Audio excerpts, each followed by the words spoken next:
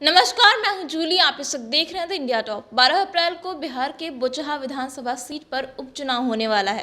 वैसे तो ये चुनाव जो है वो सिर्फ एक सीट के लिए होने वाला है, लेकिन सिर्फ एक सीट की वजह से पूरे बिहार की राजनीति में हलचल मच गई है, खास करके एनडीए में। दरअसल एनडीए के जो घटक दल हैं उसमें बोचहा विधानसभा सीट पर किस पार्टी का उम्मीदवार उतारा जाए, इसको लेकर के अब बहस जो है वो गर्माती जा रही है। जो पहले वहां के प्रत्याशी थे वो वीआईपी के थे, जो कि मुकेश सहनी की पार्टी है, लेकिन अब भाजपा कह रही है कि वहां पर वो अपने उम्मीदवार उतारेगी।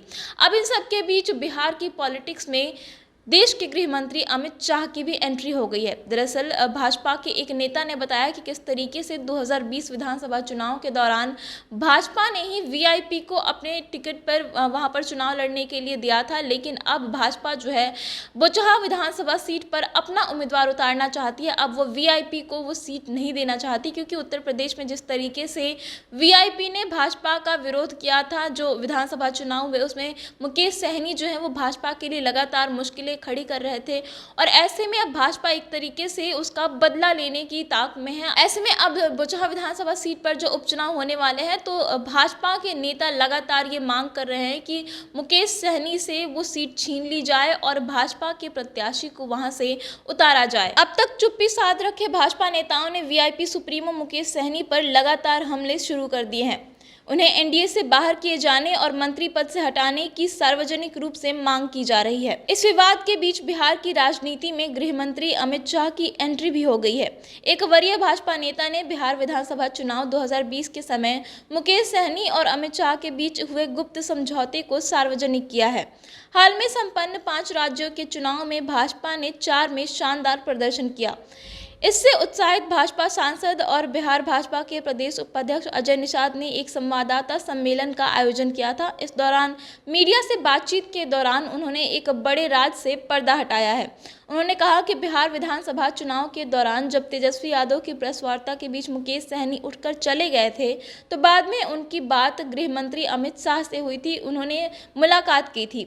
उस दौरान ये तय किया गया कि फिलहाल भाजपा अपने कोटे से वीआईपी को 11 सीट देगी और चुनाव के बाद वीआईपी का भाजपा में विलय हो जाएगा। इन्हीं शर्तों पर दोनों दलों के बीच समझौता हुआ था। चुनाव के बाद सरकार भी बन गई। मुकेश सहनी को भाजपा ने मंत्री और एमएलसी भी बना दिया, लेकिन उन्होंने गृह मंत्री से किया हुआ अपना वादा नहीं निभाया। यूपी में उल्टे योगी आदित्यनाथ का रास्ता रोकने चले गए। अजय निषाद ने दावा किया कि मुकेश सहनी को एनडीए से निकालने की प्रक्रिया शुरू हो चुकी है। बोचहा विधानसभा उपचुनाव के लिए 24 मार्च को नामांकन करने की आखिरी तारीख है। यदि उस दिन तक वीआईपी अपना उम्मीदवार चुनाव मैदान में उतार देती है तो उन्हें बाहर का रास्ता दिखा दिया जाएगा। वैसे भी उनका कोई भी विधायक उनके साथ नहीं है।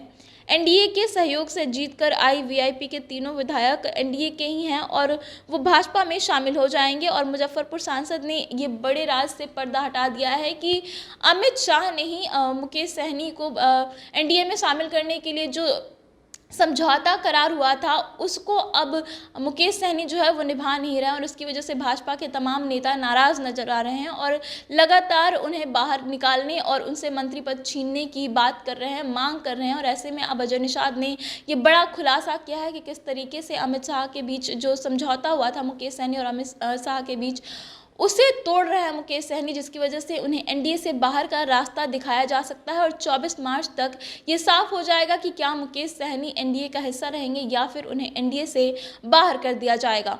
फिलहाल इस वीडियो में इतना ही। इसी तरीके की तमाम अपडेट्स के लिए आप बन रहिए द इंडिया टॉप के साथ। धन्यवाद।